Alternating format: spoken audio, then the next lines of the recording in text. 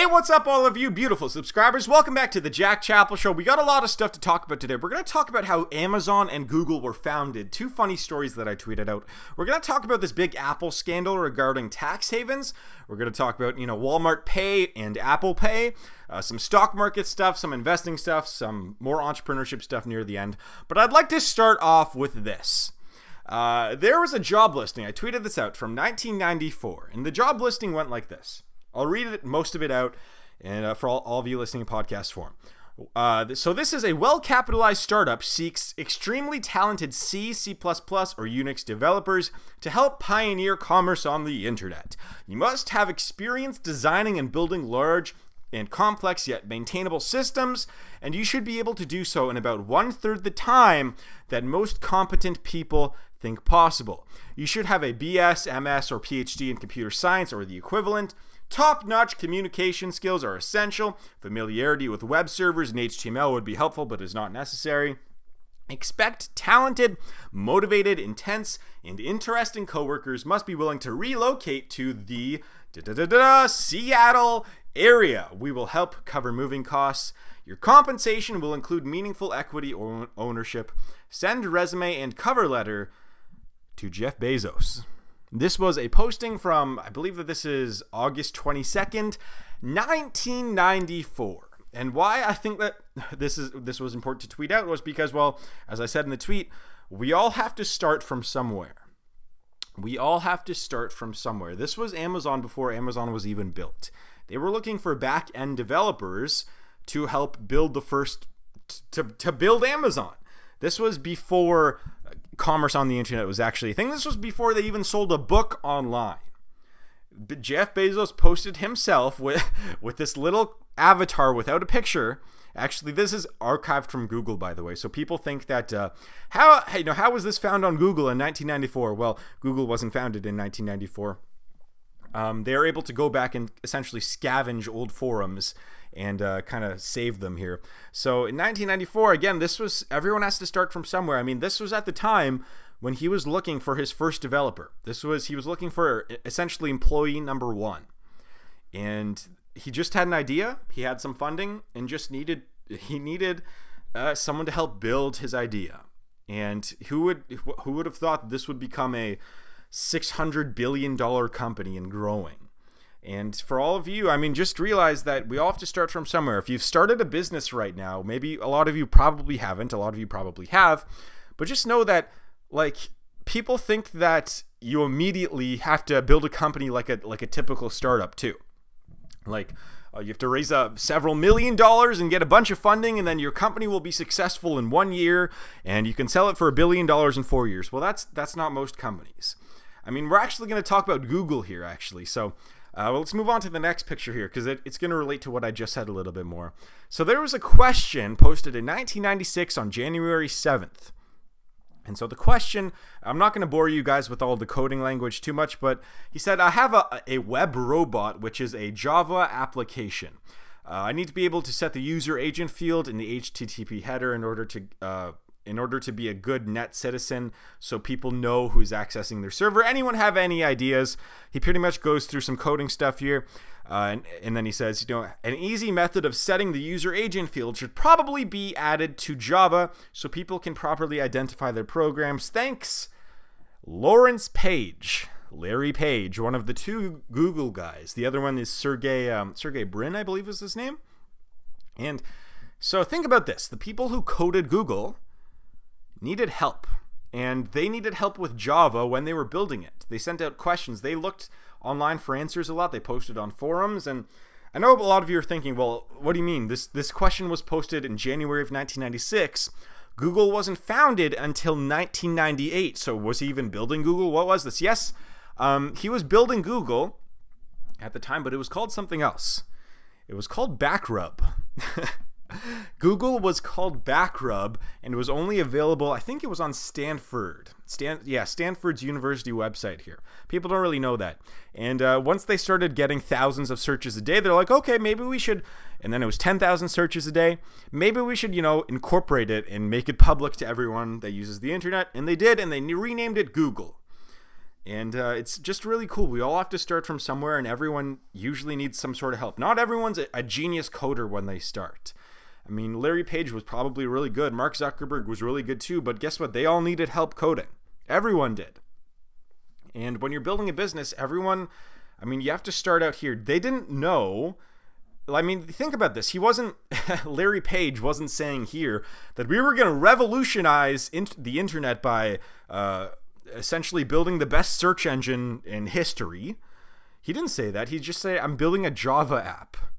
That's all he's doing. Now, Jeff Bezos was a little bit different. He was trying to recruit people. So he's like, we're gonna revolutionize and pioneer commerce on the internet. And then Google was just like, I'm building a Java app. Anyways, I think that was really cool that I was able to find those. So what do you guys think of all that?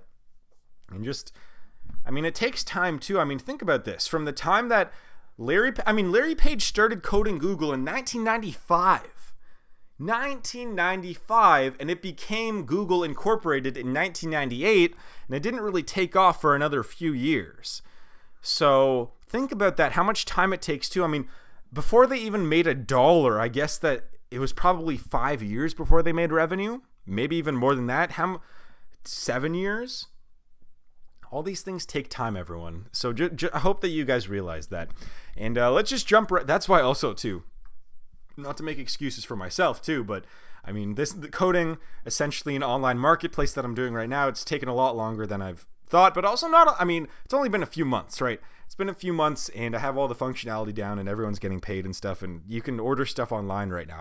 I'm not releasing it to the public yet, because obviously it doesn't look good right now. And also too, I thought of yesterday of an idea to allow anyone to access it. Anyways, I'm not going to get into that now. Let's not bore you with this. Let's talk about this Apple thing here. We got two headlines here. This big Apple scandal.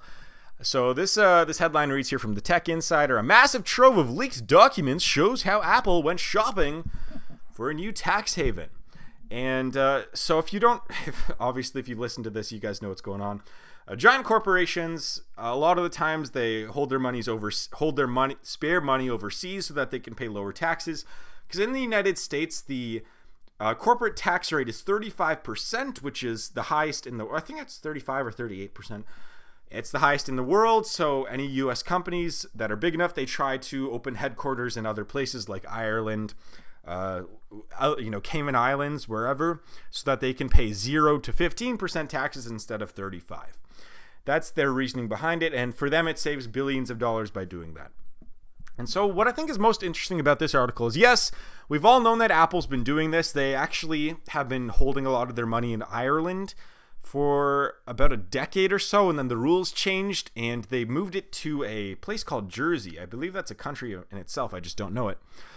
And so, but what's the most interesting part of this article here is that they kind of held an auction for who will give them the best tax breaks and kind of find what's the best country to put their spare money in.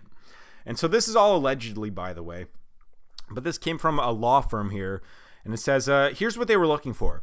They wanted to confirm that an Irish company can, so this is what they were looking for in Ireland. So they wanted to confirm that an Irish company can conduct management activities without being subject to taxation in your jurisdiction. What information is publicly visible? That's what they wanted to know. Is it possible to obtain an official assurance of tax exemption? And if so, what's involved in obtaining it, including costs? How long does the assurance last? So they wanted a guarantee to make sure they would be paying X amount in taxes. Are there any developments suggesting that the law may change in an unfavorable way in the foreseeable future? So regarding taxes, will the tax code change? Is there a credible opposition party or movement that may replace the current government? They wanted to know that to make sure that it's in a stable place and that the government doesn't get overthrown by some opposite regime. And so this is something, it's kind of common, and I mean, it's technically legal, right? It's technically legal right now for companies that have headquarters in different countries to hold their money all in one place, in the place that has the lowest taxes. And so that's what they were doing in Ireland, and then they moved it to Jersey, I think. And so after this got leaked out here, now allegedly they've avoided billions in taxes. This is what this article says here. But Apple came out and said they've denied it. They've denied shifting businesses to avoid higher tax rates. They're saying, no, this is not true. We've paid billions of dollars in taxes, and we keep a lot of money in the United States at the 35% tax rate. They do all that stuff. That's what they say. Now, here's what I have to say about this, is that, well, okay, let's take the tax thing out of the equation here for just a second. What I am most mad about out of all of this isn't even the fact that they're, legally avoiding taxation in their country. They're an international company. It sucks, but they're allowed to do that. What I'm most mad about is that they have $200 billion sitting in a bank somewhere that they are not reinvesting. Think about that. How much? $200 billion.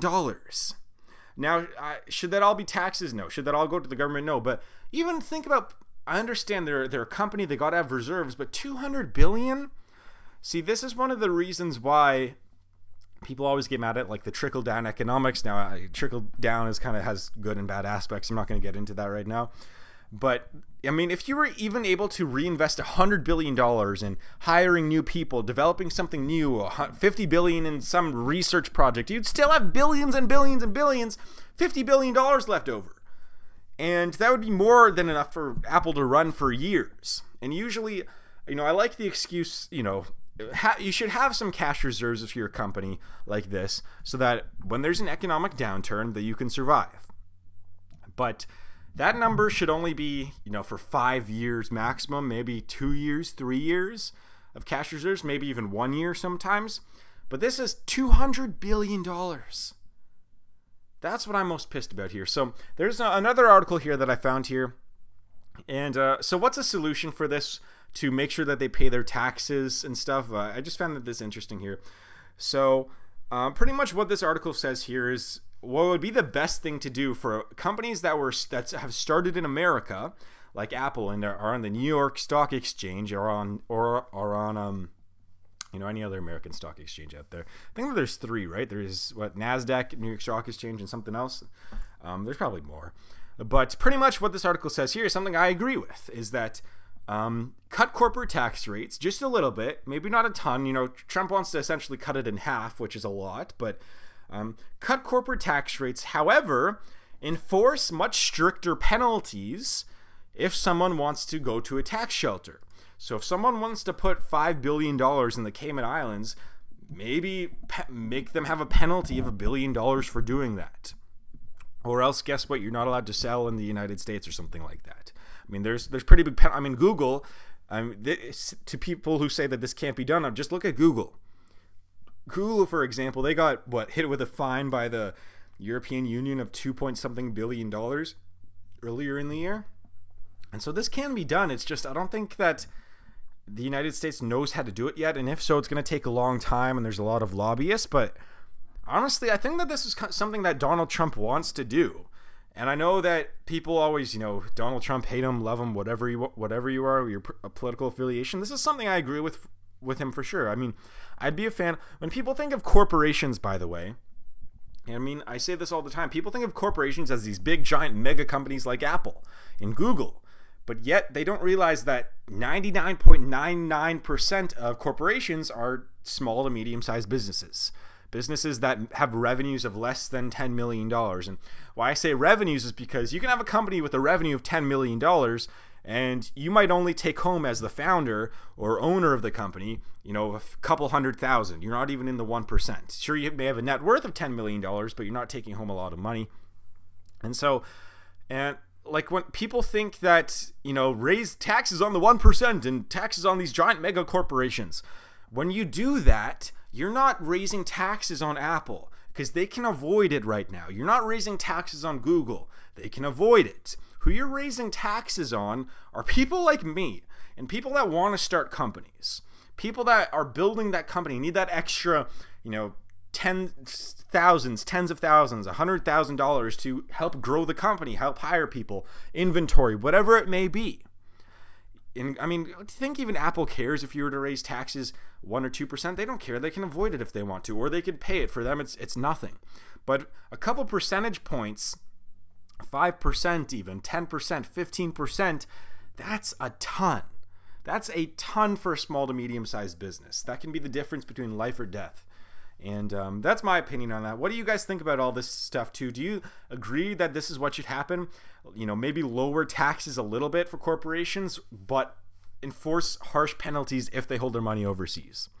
Now, I know that there's a lot of other stuff too, like how do you prove that they're holding their money overseas and things along those lines, but I mean, that's a whole different scenario, and I mean, not scenario, but that's a whole different legal issue, which I don't know enough about to really talk about. Usually I say, you know, I don't want to talk about that right now. That's something I don't know enough to talk about right now.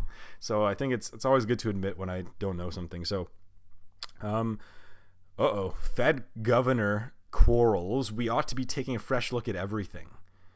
That's weird. Should I click on it? All right, let's click on it. See if this... Usually I don't. I hate when I do this. I hate when there's breaking news like this. It says that we should be taking a look at everything. I'm guessing that this is in regards to... Oh, Fed board. Okay, so I don't know. Is the president of the Fed board. I don't know. So that's a very vague statement. It could be regarding the Federal Reserve itself. Who really knows? I'll look more at that later. Let's talk about Walmart. Walmart threatens to surpass Apple in U.S. mobile payments. And I didn't even know that Walmart Pay was a thing. I didn't know it was a thing, and that's why I want to talk about this quickly. So, it's surpassing Apple in usage for mobile payments. And I was like, okay, well, what do you mean surpassing? What do you mean it's going to surpass it? I mean, Apple Pay's pretty big. And then I saw this number here. So this is percentage of total transactions in stores that accept payment methods. And, well, I guess Walmart has the massive advantage because Walmart Pay is accepted in Walmart, right? And so this is a little bit of a biased number here, I guess, just taking a look at this. So I think 6% of total transactions in stores use Apple Pay. Wow, that's a lot.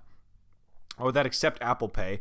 And 5%, 5 point something percent use Walmart Pay. However, I mean, Walmart Pay is accepted, I'm guessing, in Walmart, and I'm guessing in probably like McDonald's, because that's who they're partnered with, at least in Canada.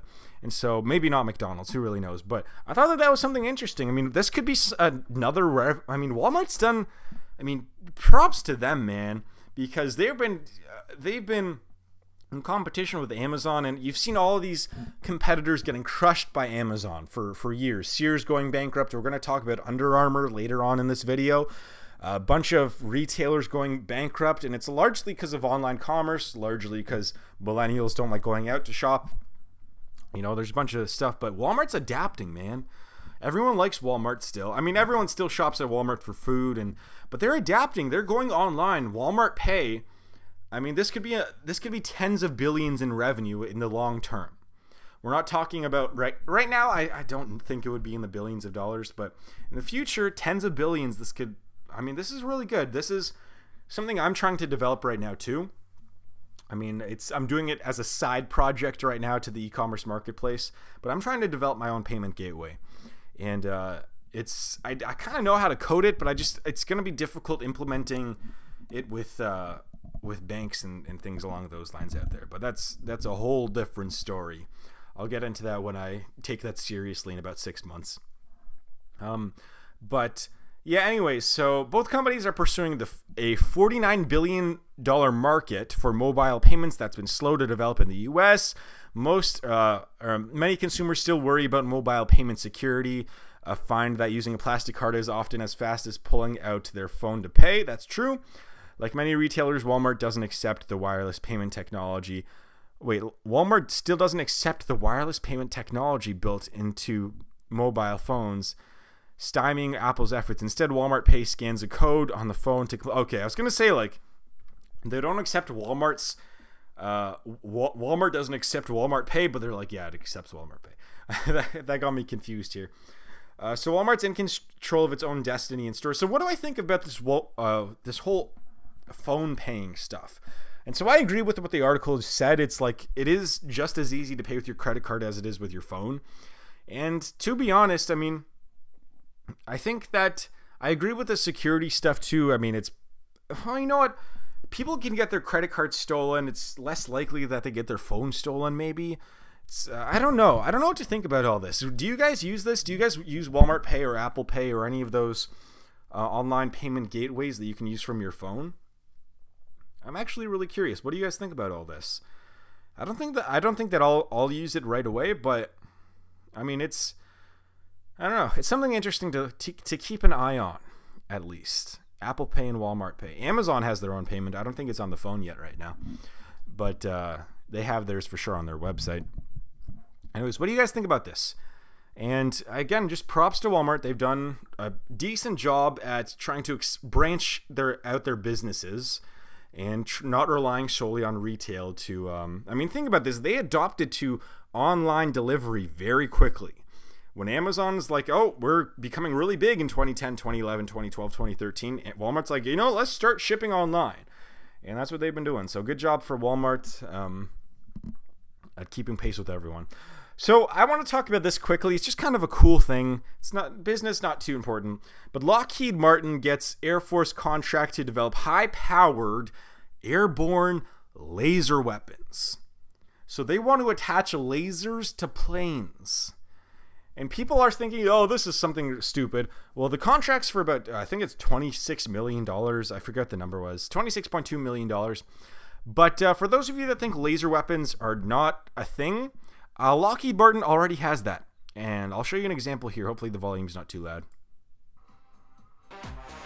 Look at this. See this fire right here? That's an invisible laser. People also think, too, that lasers are visible, because you think of like laser pointer. No, they are visible at the start point and the end point. They're not visible in between. So it's not going to be like a beam of shining light hitting whatever. It's going to be an invisible beam that you can only see at the very end and very beginning of the laser itself. So here's the video. I mean, they tested this on 5 drones. They shot down 5 drones with an invisible laser. An invisible laser. What era of technology are we living in? Look at this. So pretty much what this laser weapon does is it's invisible, it's hard to detect, and it just needs to stay focused on a drone for about 5, 6, 7 seconds or so, and it'll just light it up. It'll burn right through the plane, and all of a sudden the plane goes down. Plane loses its rudder, plane loses its engine, gets out of control. And I think that's really cool. It's just a really cool piece of technology out there that that I just thought I'd share with you guys. So I think that we're gonna move on here. What do you guys think of this too? Laser airplanes. I think it's cool. Anyways, we're gonna move on to stock market stuff, macro stock market stuff, just for a second. So the Dow Jones, S&P 500, and NASDAQ eke out record highs. That's what this article says. The 3 major averages reach intraday records. Everything's at an all-time high. Trump tweets that out every single day, essentially. Nearly 85% of the S&P 500 had reported as of Tuesday morning, with 74% of those companies surpassing earnings expectations. So 74% of companies on the stock exchange reported better than expected earnings, so that's good for the stock market. Everything is going very well, apparently. So that led me to the next article. Stocks are trading like it's 1999. And it's a good thing, according to traders. It's a good thing. Stocks are doing really well right now. Stocks are doing really well. We've seen, 10% growth in the market this year? More than that? A lot of stocks have gone up 15, 20, 30, 40, 50%. Some big companies have gone up 40% too. And they're all the investors saying, look, it's great. Look, it's great. See, look, it's great. It's been going for so long. Everything's great. Everything's great. Remember what happened after 1999? Let's just take a peek here. So change in the S&P 500 index. 1999, it was up 19%. Good year. Really good year. Remember what happened in 2000? Down 10%. Next year, 2001, down 13%. 2002, down 23%. This usually, when something has this much momentum for this long, it usually leads to a few years where everything sucks. And I mean, it's actually, there's actually some cool indexes, some calculations here on Wikipedia, which you can check out here. Like, you can calculate the value of $1 invested in 1970, what it'd be worth today. So if you invested $1 in the S&P 500, and what would it be worth today? It'd be about $100. Excuse me. But that's not accounting for dividends, I believe. Maybe. I don't even know. Yeah, but anyways, Yeah, so if it is like people are saying, like in my last video, I talked about how it's looking like the market did in 1987 before Black Monday, or was it Black Friday? I forget what the number of Black Monday, I think it was, when the stock market dropped like 20% one day. And now more people are saying like it's 1999. That was the tech bubble. That was the tech bubble. So, I mean, it's going to be good for now. I mean, you've seen these giant hedge fund people out there allocating a lot more of their money away from the markets and into more like commodities, into gold, or taking their money out of the market. And Mark Cuban always says this. I don't invest when the market is hot. And this is kind of what he says, paraphrasing. I don't invest in the market when it's hot. I won't invest today. But when I do invest is when everything drops. And then it's the World Series of investing. That's what he calls it. When the market falls off a cliff, that's the best time to invest. And he thinks that that's coming pretty soon. Everyone thinks it does. Every big entrepreneur thinks it does. Gary Vee thinks it does. Whoever you want to follow, it's almost a consensus that the market's going to stop by the end of next year. And I've been saying this for about a year now. The end of 2018 is going to be bad. By the end of 2018, maybe it comes before then, maybe it comes a little bit after then, probably not. But by the end of 2018, some shoe has got to drop. And we're just seeing more and more signs of this every single day. So keep an eye out. I mean, if you want to keep investing right now, you can probably get good returns. As I've been saying for the past few months, you probably get good returns. It's just, we're getting a lot closer. When the mainstream media starts picking up on this stuff, I mean, that's that's usually a sign that things are going to come soon. Blue Apron. Blue Apron shares plummet 15% to new low as new fulfillment center costs chip away at their profits. So they're opening new fulfillment centers, and it's just dropping off the face of the earth here. Earnings are terrible. And so I didn't know what the price was of Blue Apron. I haven't looked at it in a long time. $3.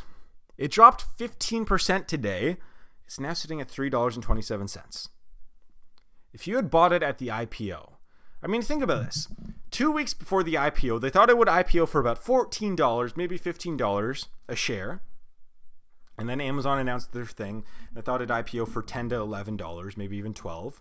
And it kind of did around $10, $11.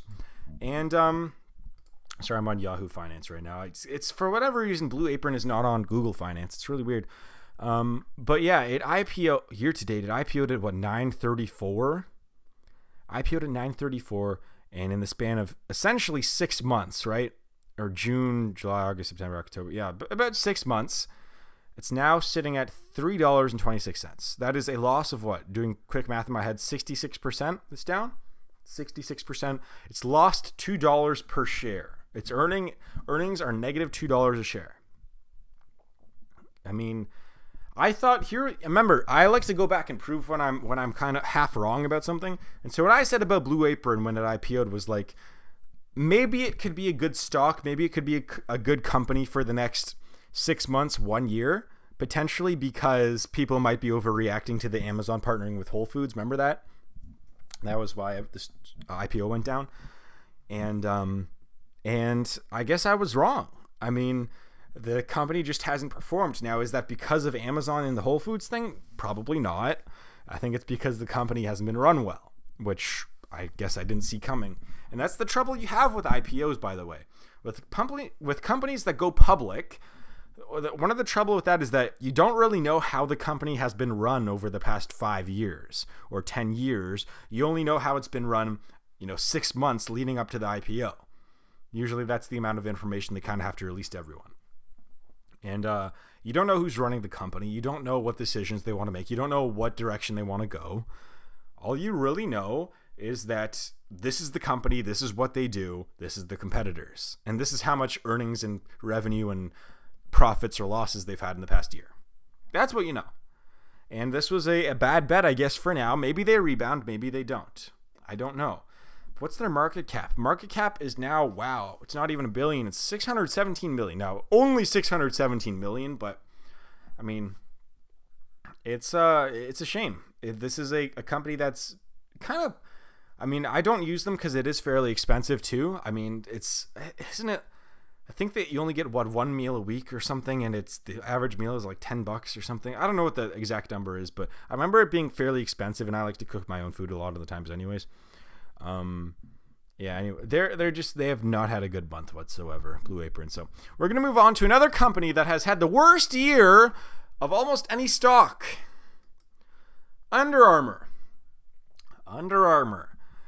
So I would just want to check on Under Armour's because this article came out saying Under Armour shares have finally bottomed out, says this analyst. And are they right? Don't know. Let's take a look at their stock. They're up 1% today, but on the year, in the last, I guess since January 30th, they're down 58%. In the past, let's see here, couple of years, they're down 90%. Since October 2nd, 2015, they're down 88%. They have not done well. However, they've rebounded from big losses before. They rebounded from the macro giant recession of 2007 to 2009. They rebounded from that. They rebounded in 2012. The stock dropped, let's see here, about 60%, I want to say, but 60%. They rebounded in 2014. Maybe they do it again. I wouldn't bet against them, but this might be a changing macroeconomic environment. This could be the Amazon effect. This could be the online e-commerce effect. That's why this might be a little bit different. But I mean, I'm not going to bet against Under Armour, guys. I'm not going to say that they're going to go bankrupt. But their stock and their macroeconomics and their earnings have been very bad. So they're doing a transition right now, I believe, to go more online, to go more away from typical retail.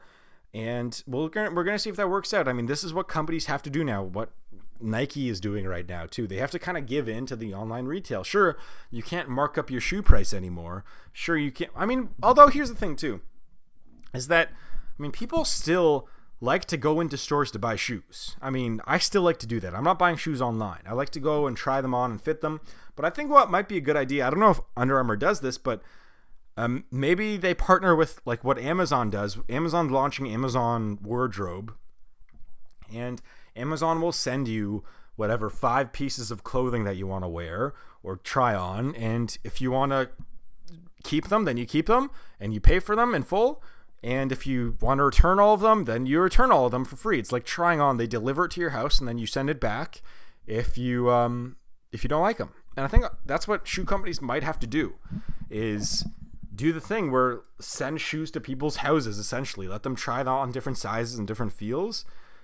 Maybe a maximum of 4 or 5 shoes. You kind of have to trust people. A lot of people might steal them.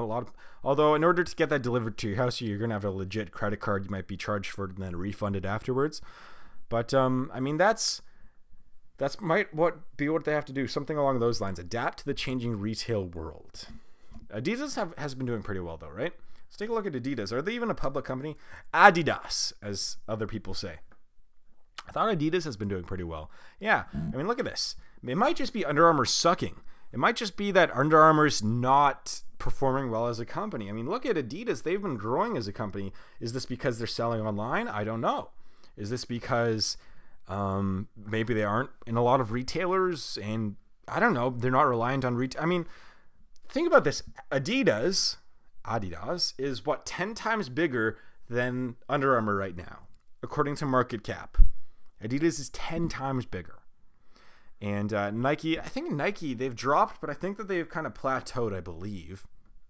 Let's take a look at these big shoe retailers here.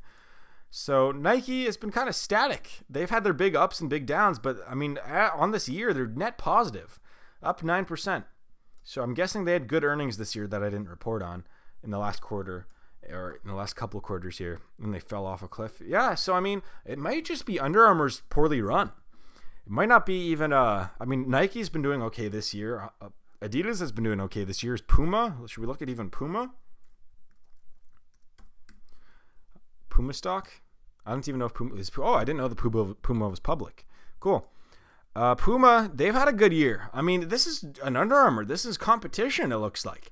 It looks like competitors are just doing, but Puma up 80%. Oh my God. Wow. I didn't even know that Puma was a public company. I didn't even know that they were German.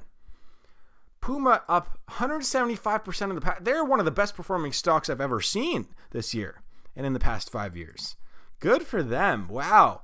So from my perspective, oh, so this is why they're registered. They're not registered on the New York Stock Exchange, I think. That's why they're registered in Germany. So why I think that this is kind of why it's important to look at the competitors is it just kind of looks like Under Armour's not catching up with everyone. It looks like all the competitors are doing well and fine, and they're leaving Under Armour behind. And that's usually a sign of management, of poor decisions on the company level, of executive. Reebok's not public, eh? Okay.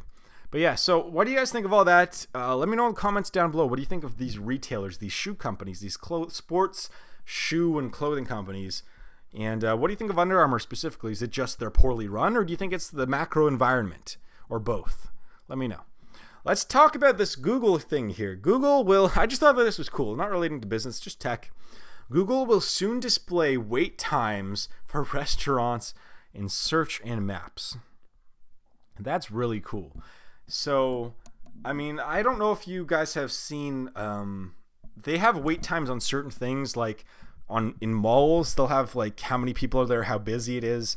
For gyms, they'll say what hours are the most busy. And they're going to do this targeting wait times in restaurants. I think that's cool. I mean, I used to live in the city for a little bit. And, you know, it's kind of sucked when you have to wait for restaurants. I remember, you know, even when I was a little kid, actually, we'd have to wait for, you know, restaurants like Swiss Chalet sometimes. Swiss Chalet is a very common chain in Canada. I don't know if it is in the United States. But used to sometimes have to wait 10, 15, 20 minutes, sometimes half an hour. If the wait was half an hour or more, we'd just go somewhere else. And it'd be nice to know that beforehand. And that's just cool. It's a really cool idea.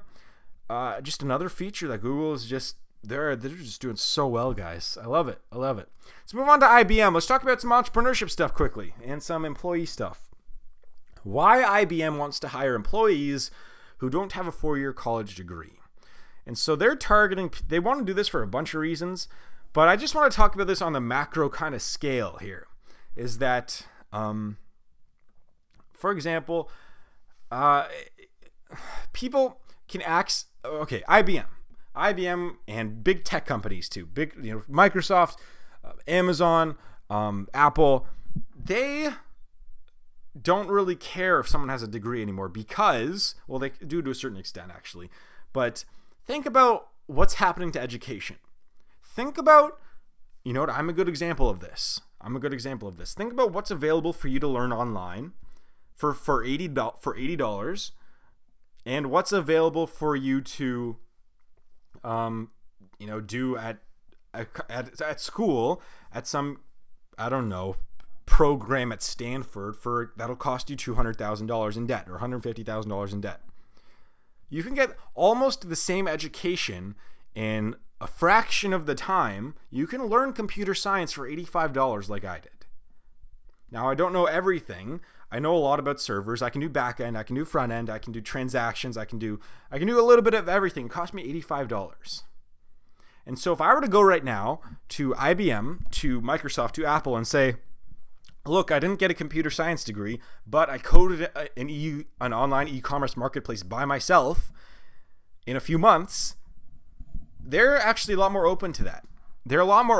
So if you can learn, this is the way education's going. I don't think that schools are, I mean, it's so strange how, you know, so much more information is being available online right now. You can learn everything you want online, in school online, I mean, almost everything. Why you go to school is to get the experience, to maybe crack down on to learn like personable skills, like to make sure that you do your homework on time and make sure that you want to learn how to learn and be new friends, connections. That's what school is important for. The actual content you can get online for free, or $80 or $100 or $500 or $1,000. It depends on what you want to learn. And that's why I think that these companies, 15% of the tech people they hire in the US don't have 4-year degrees.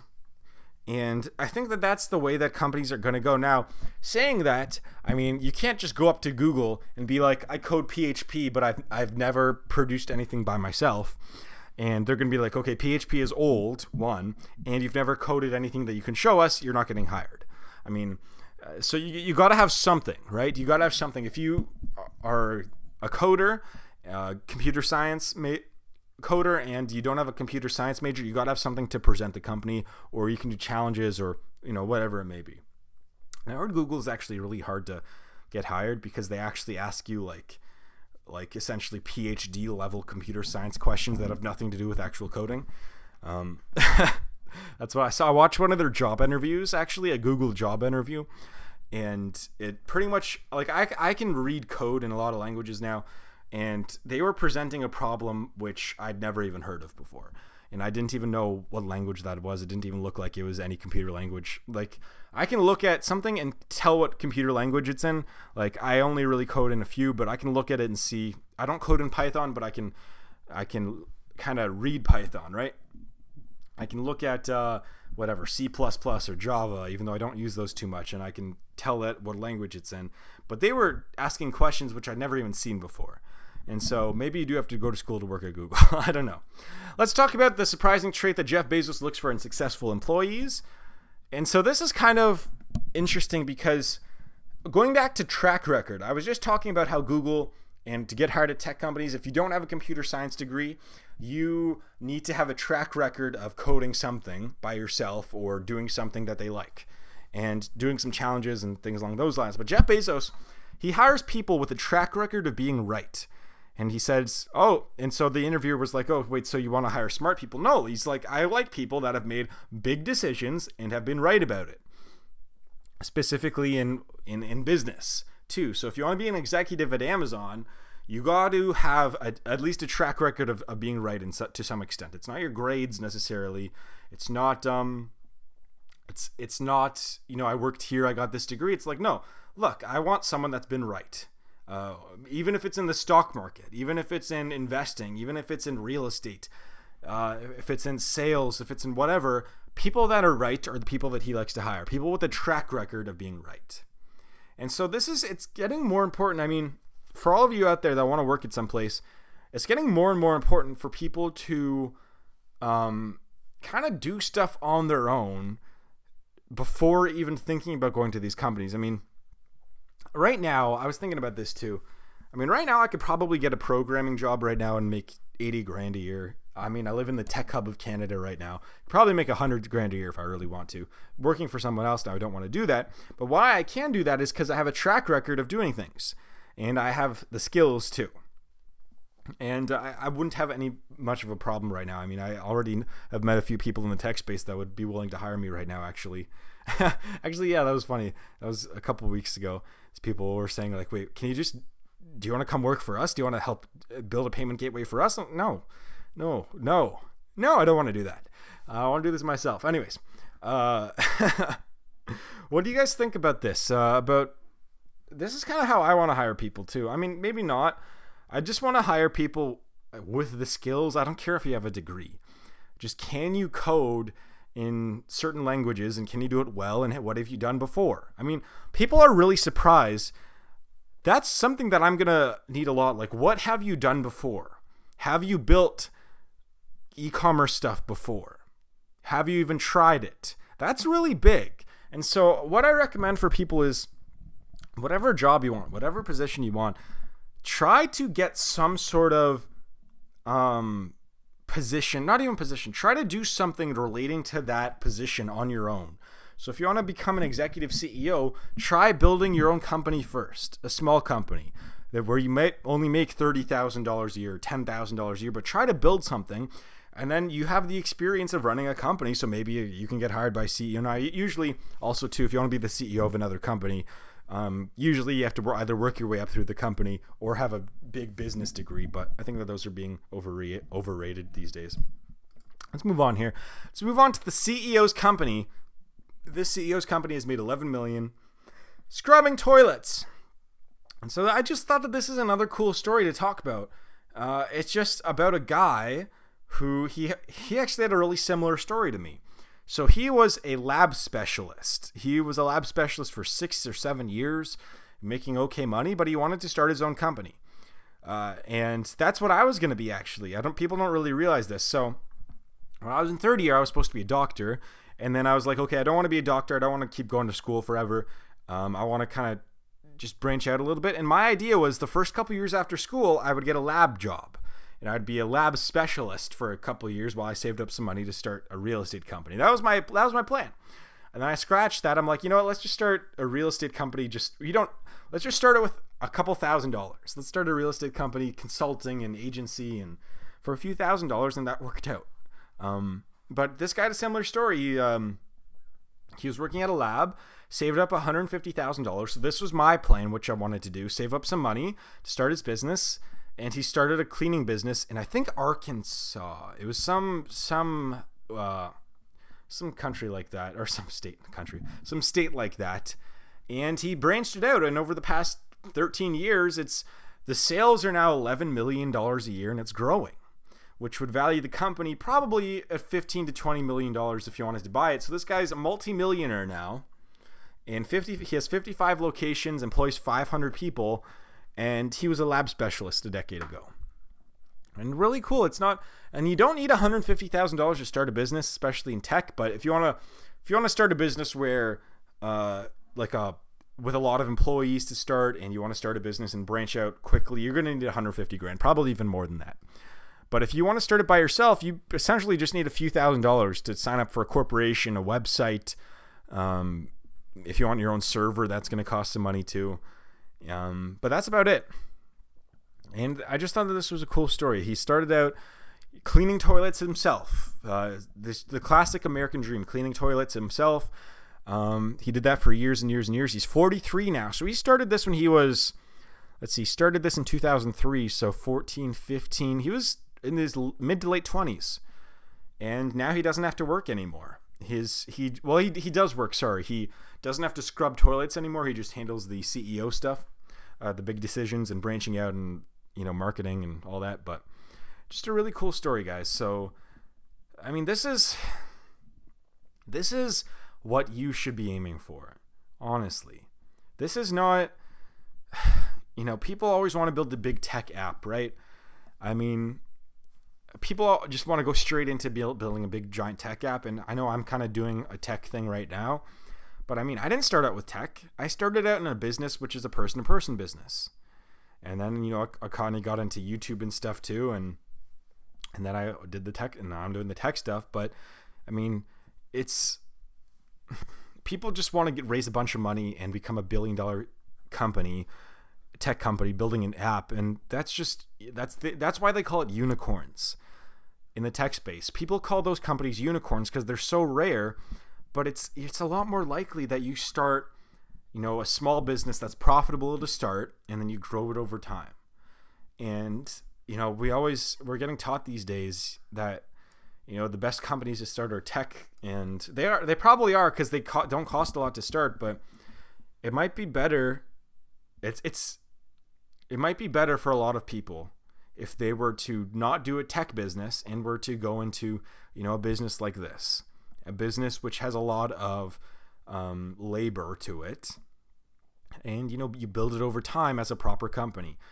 A tech business, a lot of the times you raise $10 million in funding and hopefully you sell it for $1 billion and the company isn't profitable. Well, what happens if the company doesn't sell? What happens if if you can't get more funding?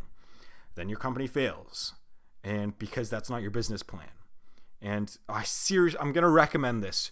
Okay, please go and watch, I think it's season 1 or season 2 of How I Built This. This is the perfect example, I swear. It was one of the best things you can learn if you want to start a company. Season 1 or 2, and it's about these girls. They want to start an online dating app, and it tracks them over like a year or two and interviews them at every few months or every 2 months and does a podcast about it. And it pretty much shows you how there's a bunch of ups and downs, but they were going about it the wrong way. You know what? This is perfect. They were going about it the wrong way. What they were doing for 4 years or 2 years or whatever was raising a bunch of funding and trying to sell off the company in the future. And then eventually the point got to where they couldn't raise any more funding. All of their shares were diluted and all this stuff. And then one day the company failed and they had to shut down as this big, expansive company. So they had 15, 20 employees, and they couldn't pay them anymore, and they fired off a bunch of them. And what they did was they transitioned from a big company trying to scale towards Match.com size, and what they did was they scaled down to a profitable business, to a small profitable business. And guess what happened? They updated them a year later. After they made that change to a business with profits, they were able to grow the company faster. They got more users. Because they were able to reinvest those profits and be comfortable and grow naturally, not on funding. Not on funding. And that's what you guys should be doing. Start out small. You don't have to raise a bunch of money. They were making, I remember they were saying, they were making, whatever, $1,000 in profits a month to start, or $500 when they transitioned. Actually, before that, before they scaled down, they were losing thousands of dollars a month, like 10 grand a month. They were burning 10 grand a month. They transitioned. All of a sudden, their profits were like $500 a month, $1,000 a month, $10,000 a month, $20,000 a month, more than that. And they still had employees. They hired more people. They scaled up. They got more users. And I remember that they had I forget how much money they had in the bank. They had like 70 to 200 grand in the bank after 1 year of doing that, of profits. And I think that's what people need to kind of realize is it's better to build a business properly like that than it is to just raise a bunch of funding. Do the typical American dream company. Don't do the code an app and cross your fingers. The only reason why I'm able to go into the tech space right now is because I built up a personable business beforehand. 2 of them, 3 of them, 4 of them, to be honest. And that's why. This is not my first business. This is I've tried 20, 5 or I guess only a few, 3 really succeeded and 4 kind of have done okay. And, this is business number 21 for me, essentially what I'm building right now. And so I recommend just don't start off in tech. Start off in something else less complicated. Okay, let's move on here. Let's move on to TripAdvisor. Revenue falls on disappointing third quarter. And so I'm just going to end off on these 2 stocks here. TripAdvisor's down. They blame the hurricanes, actually. So this might be a legit excuse. Their earnings are down because less people were able to travel, because there were about a week's span, even more than a week actually, with all the hurricanes where people weren't able to travel to a few states. Texas and Florida and Puerto Rico. Florida was kind of half hit by one, but I think the airports were still closed down. So that's why they said their profits down. So they're actually down 21% today. TripAdvisor. Now they've had a bad few years here actually. They've peaked in 2014. They're down 71% since then. In Priceline here, it's just a similar situation to their earnings were down today. So Priceline, they have a bunch of travel stuff, travel fair stuff, and merchants and all that. And they have the same excuse too. So they're down 12% today, largely because of hurricanes shutting down stuff for a few weeks of the year. That's what they said. I don't know if I believe it. They probably would have still had some sort of a loss or missed earnings, even if there were no hurricanes, but apparently it was a lot bigger loss than expected. So anyways, I think that's going to wrap this video up. I'd like to thank you very much for watching. You can check out my stock market or wealth accelerator course in the link down below if you really want to. Teach you how to start up your first business, teach you how to set up your first stock market account, things along those lines. If you're just starting out, they're kind of cool. There's 16 hours of content on there. And anyways, for now, that's going to wrap it up. So thank you very much for watching. You're all very beautiful people, and I'll see you guys in the next video.